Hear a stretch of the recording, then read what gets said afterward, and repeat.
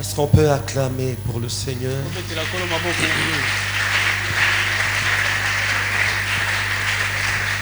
Oui, acclame très bien pour le Seigneur.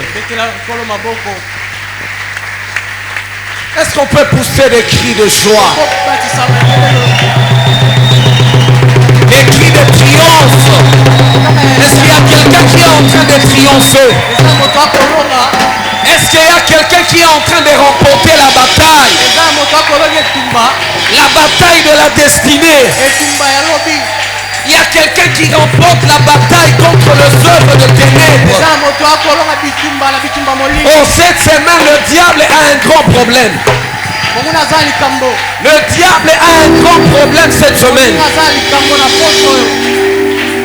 Merci Jésus. Merci Jésus. Est-ce qu'on peut se rasseoir? Je voudrais nous donner une petite pensée et puis nous allons encore prier. Hier j'ai senti qu'on n'a pas pris vraiment beaucoup de temps dans la prière. Je sentais qu'on devait beaucoup prier. Voilà pourquoi je préfère arrêter un peu à temps pour qu'on puisse avoir suffisamment du temps dans la prière. Vous savez, avec Gethsemane, c'est un lieu où nous faisons toutes sortes de prières. Nous étions dans la supplication, dans la louange, dans l'adoration. Gethsemane également, c'est un lieu de combat spirituel. Alors aujourd'hui, nous allons orienter nos prières dans cette direction-là. Mais bien avant de partager ma pensée pour ce soir, j'aimerais partager quelque chose que Dieu m'a mis à cœur. Je l'ai partagé avec le pasteur qui m'a aussi approuvé, qui a approuvé cela.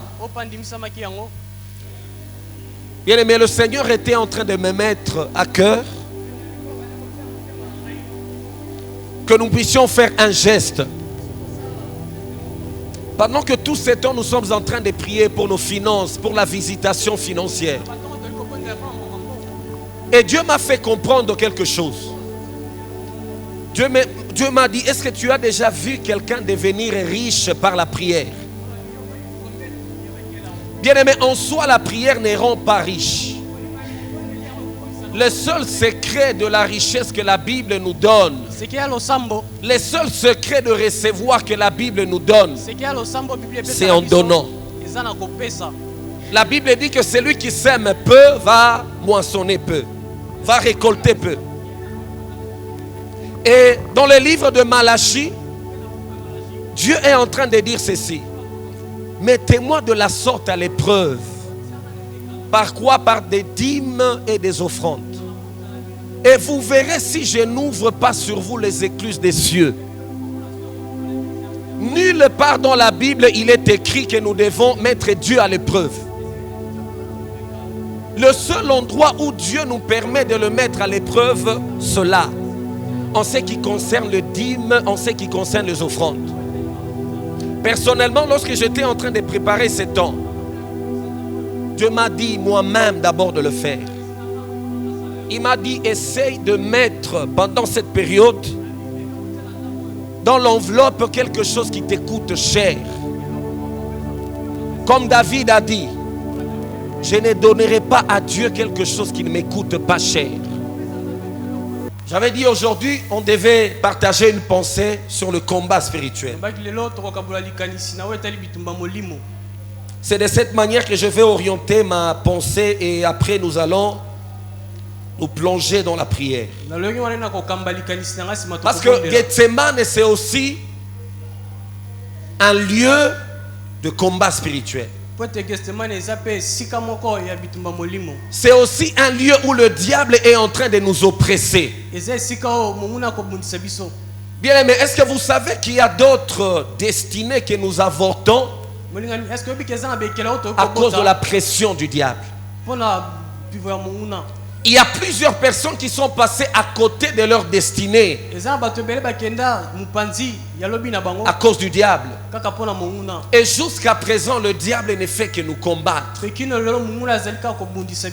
Il y a d'autres malédictions, il y a d'autres mauvaises choses qui arrivent dans nos vies. Ce n'est pas forcément Dieu qui est à la hauteur de cela, mais c'est le diable qui est à la hauteur de cela.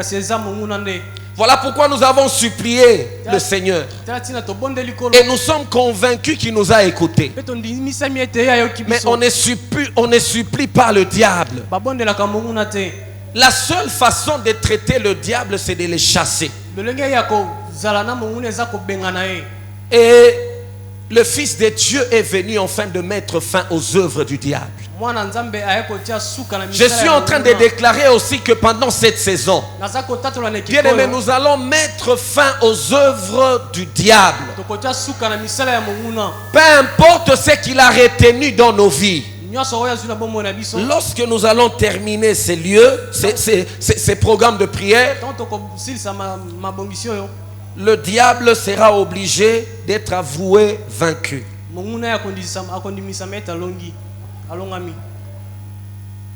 Nous allons prendre un passage, deux passages plutôt. Le premier se trouve dans Ephésiens 6. À partir du verset 10. Ephésiens, le chapitre 6, le verset 10. Nous lirons également Apocalypse 12, le verset 7 à 12. Est-ce qu'on peut se tenir debout? C'est un passage que nous connaissons tous bien. Au reste, fortifiez-vous dans le Seigneur et par sa force toute puissante, revêtez-vous de toutes les armes de Dieu, afin de pouvoir tenir ferme contre les ruses du diable. Le diable n'a que des ruses. 12. Car nous n'avons pas à lutter contre la chair et le sang, mais contre les dominations, contre les autorités, contre le prince de ce monde de ténèbres, contre les esprits méchants dans les lieux célestes. Amen. Nous prenons également Apocalypse 12.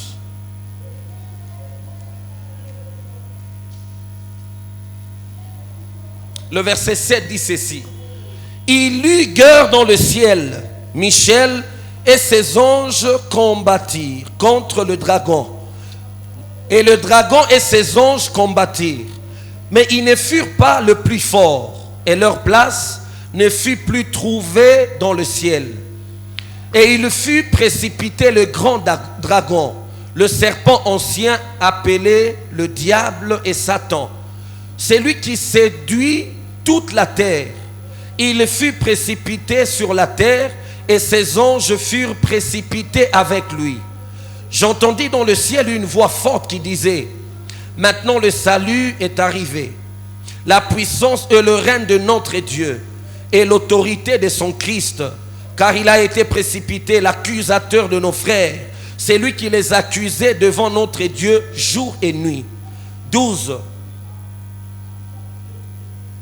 C'est pourquoi réjouissez-vous, cieux, et vous qui habitez les cieux. Malheur à vous la terre et la mer, car le diable est descendu vers vous, animé d'une grande colère, sachant qu'il a peu de temps. Amen. Amen. On peut reprendre nos places. La prière de combat spirituel. Bien aimé, comme nous venons de le lire dans Apocalypse, nous remarquons que le combat spirituel n'est pas un ministère. Parce que de fois, actuellement, toutes les fois qu'on parle du combat spirituel, on voit déjà un ministère. Toutes les fois que tu dis à quelqu'un que je suis en train de faire la prière de combat spirituel, les personnes te posent la question, est-ce que tu pries dans ces ministères-là? Bien aimé, le combat spirituel est une réalité de tout le jour. Le combat spirituel n'a pas commencé sur la terre. Le combat spirituel a commencé au ciel, comme on venait de le lire tout à l'heure. Le combat spirituel a commencé avec Satan, le diable.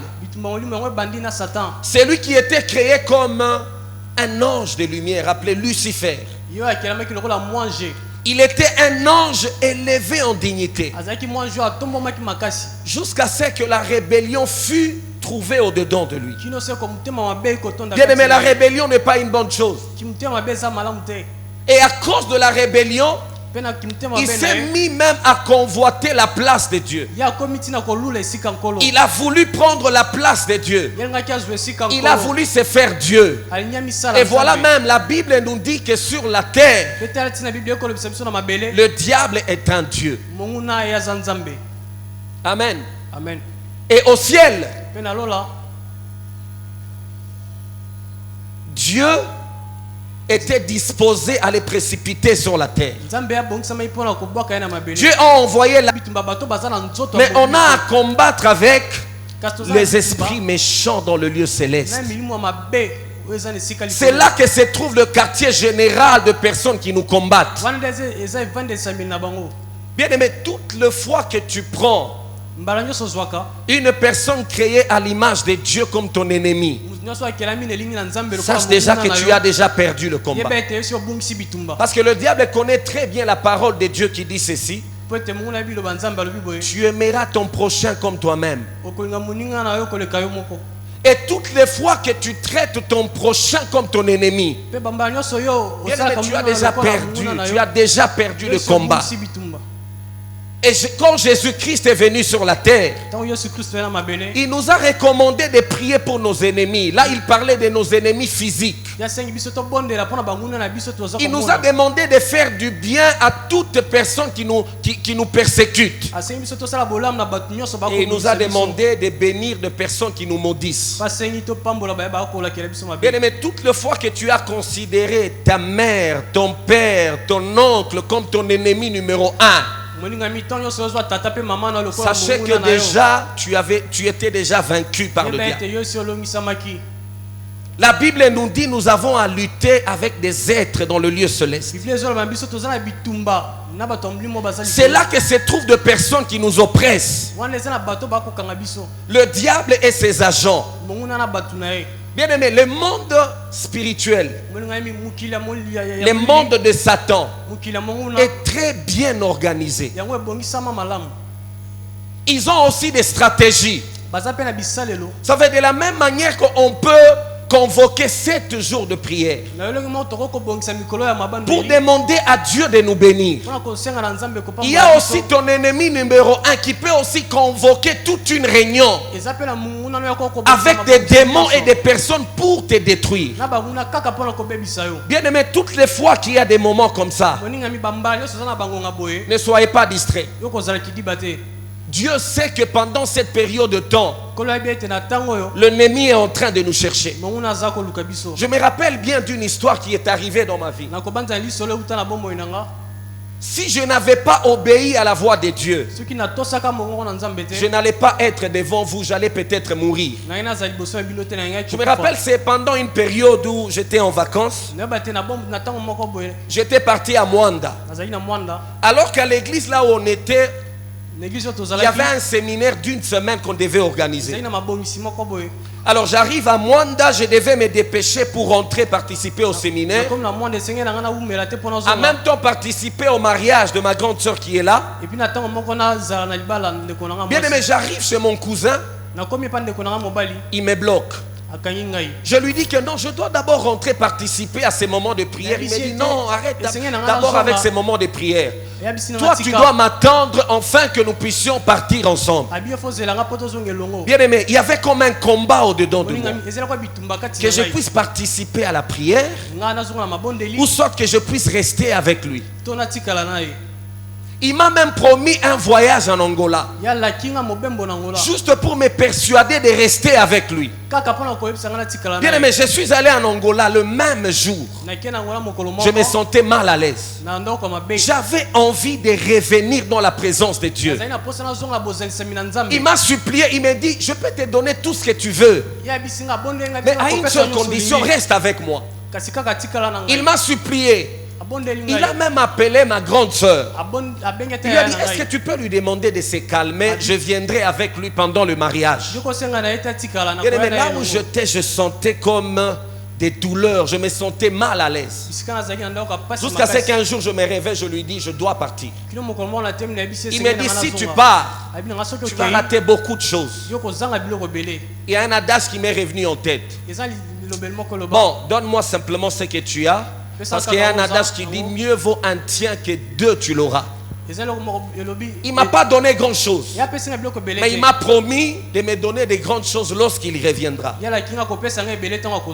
Moi je suis rentré, j'ai participé à ces moments de prière bénis. Lui, pendant qu'il a pris maintenant le bus, pendant qu'il était en train de venir pour le mariage, bien aimé, dans le bus où il était, ce bus a fait une collision avec un grand camion. Toutes les personnes qui étaient dans les bus étaient mortes. Il n'y a même pas un seul rescapé. Bien aimé, ce qui m'a sauvé, c'est quoi? La présence de Dieu. J'ai compris que Dieu avait organisé ces moments de prière pour que je puisse échapper de la mort. Mais aujourd'hui, les enfants de Dieu ne comprennent pas les stratégies du diable.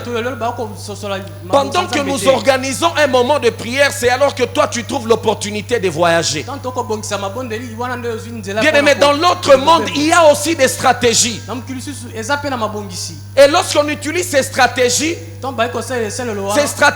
passent parfois par des hommes. Le diable utilise des hommes pour t'amener loin de la présence de Dieu, afin qu'il puisse neutraliser ta destinée. Bien aimé, j'aimerais t'interpeller à la sensibilité pendant ce moment. Ne permets pas une situation de te permettre de manquer à ces moments. Parce que chaque jour passé dans la présence de Dieu a une particularité. Notre ennemi numéro un, c'est le diable. Et lorsque nous combattons le diable, bien aimé, la Bible dit que nous devons combattre les bons combats.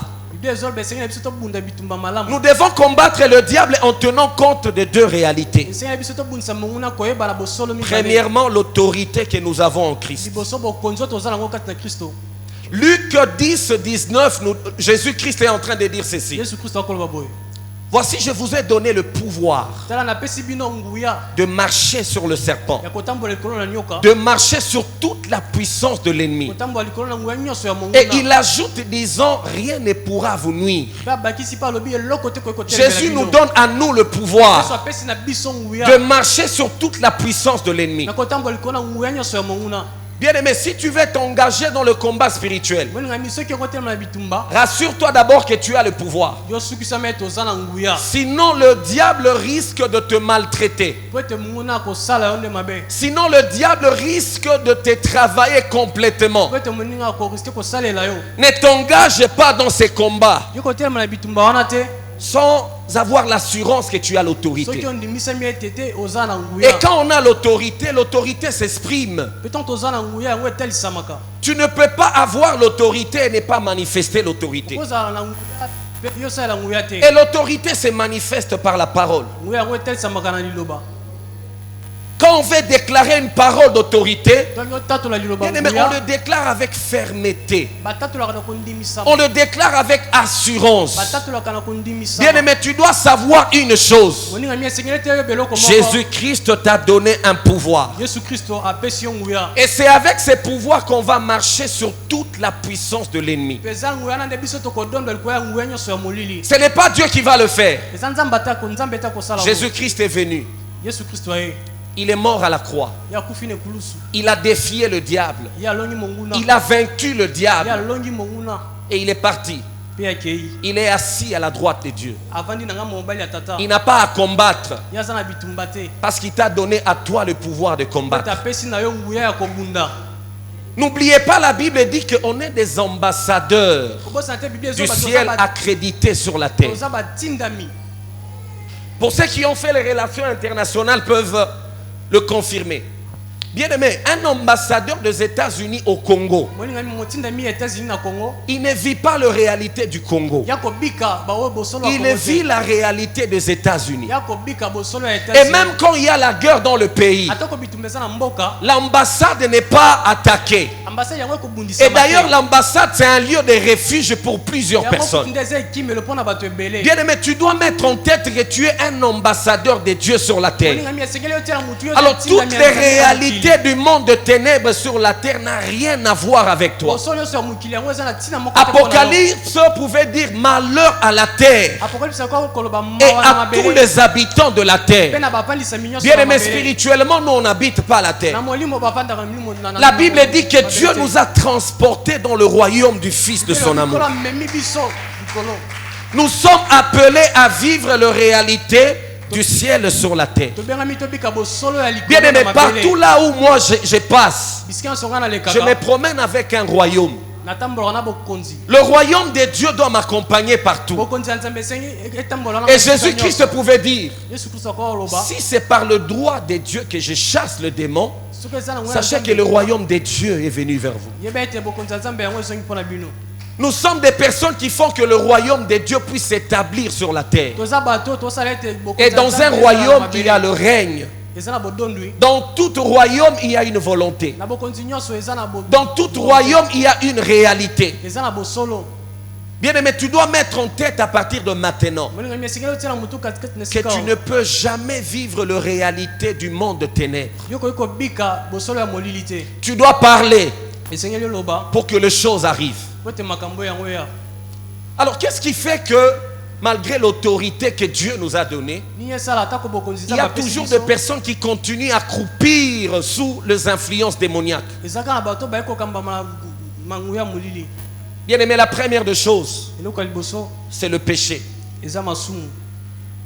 Il n'y a pas quelque chose qui donne le pouvoir au diable comme le péché.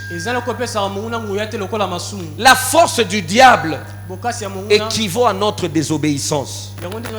Lorsque le diable te regarde, il te voit comme quelqu'un qui a le pouvoir.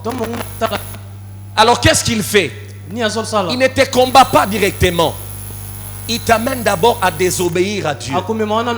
Il sait que quand tu désobéis à Dieu, tu es privé de la gloire de Dieu. C'est alors qu'il t'attaque. Bien aimé, la désobéissance à Dieu n'est pas une bonne chose.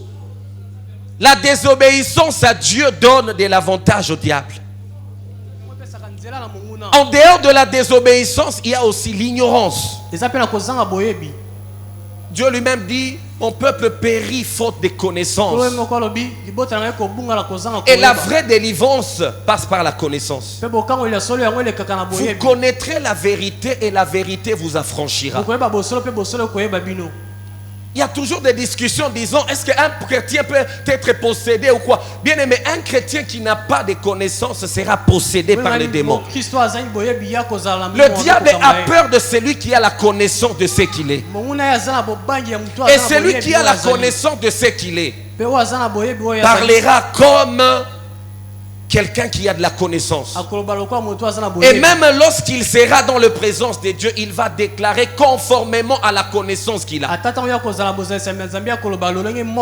Bien aimé, chasse la connaissance, l'ignorance dans ta vie. Parce que la force du diable se cache derrière ton ignorance. Et enfin, c'est là que je vais finir.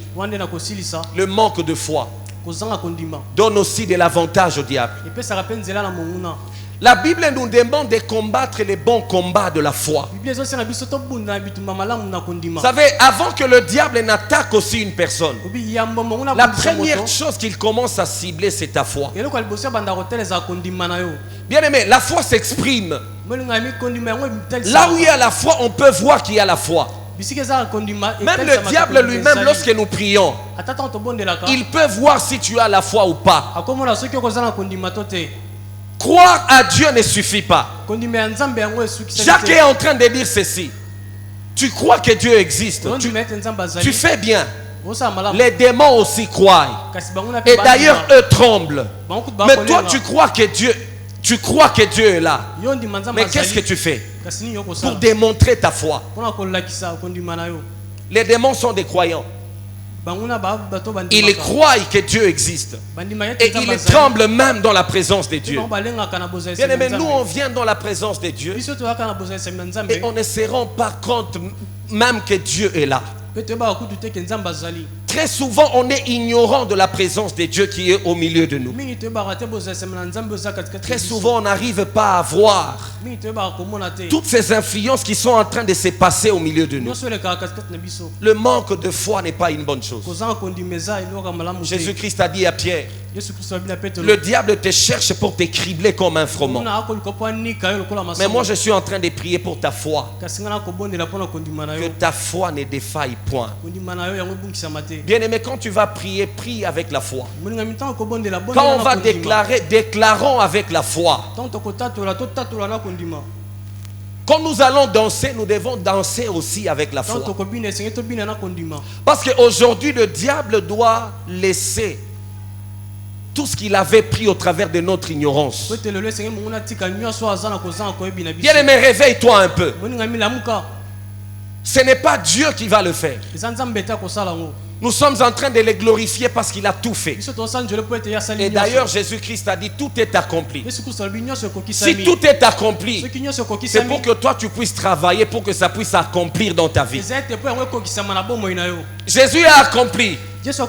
Nous aussi nous devons accomplir.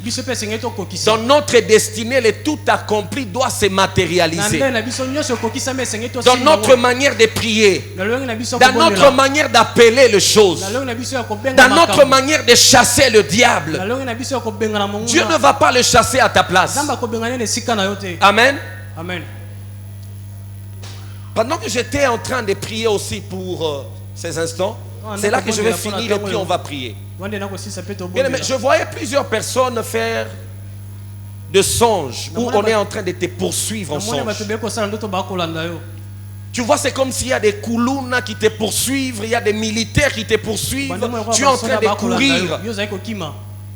J'aimerais vous donner un passage biblique. C'est avec l'esprit de ces passages que nous allons lire. Ces passages se trouvent dans Galates 3, 27. Galates 3, 27.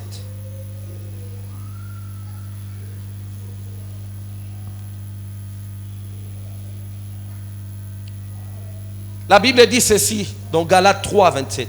Est-ce qu'on peut déjà se lever parce qu'on va prier? Vous tous qui avez été baptisés en Christ, vous avez revêtu Christ. Amen. Amen. Vous tous qui avez été baptisés en Christ, vous avez revêtu Christ. Bien-aimé, quand tu te revêts de quelque chose, cette chose, vous voyez comme les habits que nous revêtons, ces habits cachent nos faiblesses. Lorsque tu te revêts de Christ, Christ cache ton humanité. Lorsque tu te revêts de Christ, Christ cache tes faiblesses. Alors tu dois te rassurer que tu es revêtu de Christ. Le croire à cela, c'est une réalité. Mais vivre cette réalité en est une autre. Je vais vous donner un exemple. Je vais illustrer cela par un exemple. Je l'ai donné à la jeunesse un jour. Mais je connaissais quelqu'un qui était en train d'être poursuivi par le militaire. C'est un bandit. Pendant que le militaire était en train de l'arrêter, de le poursuivre pour l'arrêter, il a sauté. Et il est allé se cacher dans une maison. Et les militaires ont entouré cette maison. Ils ont dit, aujourd'hui nous allons mettre la main sur lui. Il était très malin. Il a regardé à côté de lui, il a vu une dalle, une fosse septique. Alors qu'est-ce qu'il a fait? Il est allé se plonger. s'est baptisé dans le faux sceptique. Et quand il s'est levé, quand il est sorti de là, il a commencé à poursuivre toutes les personnes qui les poursuivaient. Amen.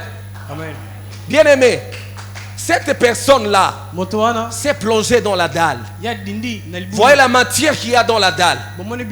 Cette matière a fait que des personnes qui les poursuivaient, que lui commence à les poursuivre. Mais aujourd'hui, nous, on n'a pas affaire à une dalle.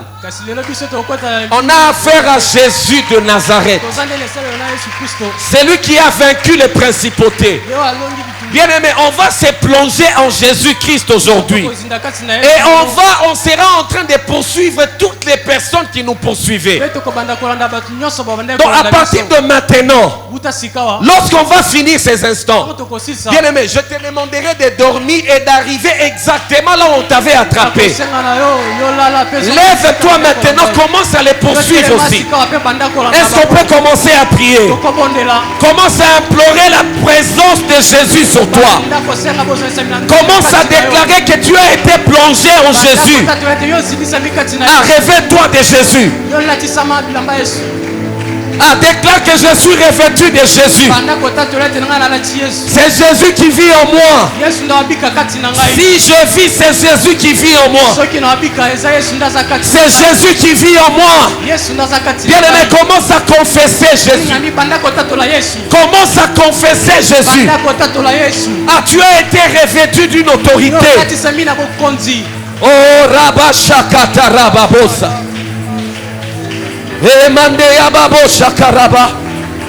La présence de Jésus est là. La présence de Jésus va inonder cette salle. Et on sera en train de poursuivre toutes les personnes qui nous poursuivaient. Dans quelques minutes, la présence de Dieu va saturer ces lieux. On sera baptisé de la présence de Jésus. On sera inondé de la puissance de Jésus.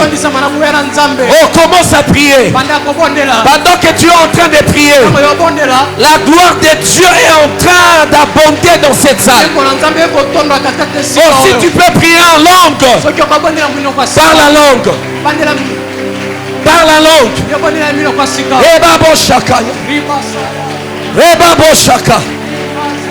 Jésus. Je serai revêtu de Jésus aujourd'hui. Qui peut toucher Jésus? Qui peut bloquer les affaires de Jésus? Qui peut arrêter ce que Jésus a commencé? Je veux me revêtir de Jésus aujourd'hui. Je veux me revêtir de l'autorité de Jésus. Je le représente sur la terre. Je le représente sur la terre. Je suis citoyen du ciel. Je suis ambassadeur du ciel. Le royaume de Dieu est descendu en ces lieux. Par moi, le royaume de Dieu s'impose. Par moi, le royaume de Dieu s'invite. Et parce que le royaume de Dieu est là, le royaume de ténèbres va lâcher. Le royaume de ténèbres va lâcher. Le royaume de magiciens va lâcher. Le règne de la malédiction va cesser. Maintenant. Rassure-toi que tu es en train d'être revêtu de Jésus. Même nos enfants seront revêtus. Être revêtus de la puissance. Nous allons prendre l'autorité. L'autorité dans la prière. L'autorité qui se dégage de la prière. Aujourd'hui, le diable a un problème. Peu importe là où il s'est caché, il sera obligé de lâcher. Il va lâcher. On va les poursuivre. On va les poursuivre. On va les arrêter. On va récupérer des choses qui nous appartiennent. Ils n'ont pas le droit d'arrêter quoi que ce soit. Ils n'ont pas le droit d'arrêter ton mariage. Ils n'ont pas le droit d'arrêter tes enfants. Ils n'ont pas le droit d'arrêter ta grossesse. Ils n'ont pas le droit de bloquer ton contrat. Ils n'ont pas le droit d'arrêter ta vie spirituelle.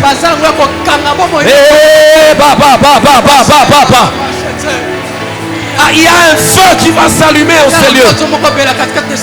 Le feu de l'esprit. Moto ya molimo. Ah, le feu va descendre au Seigneur. Et ça va consumer tout ce qui est du diable. Même dans nos maisons. Ça va traverser. Même dans nos maisons. Ça va traverser. Et la Kariabosha. Et Rabakaria Bosha. Oh, le feu de la prière. Le règne de Dieu en ce lieu. Le règne de Dieu. Le règne de Dieu en ce lieu. Le règne de Dieu en ce lieu.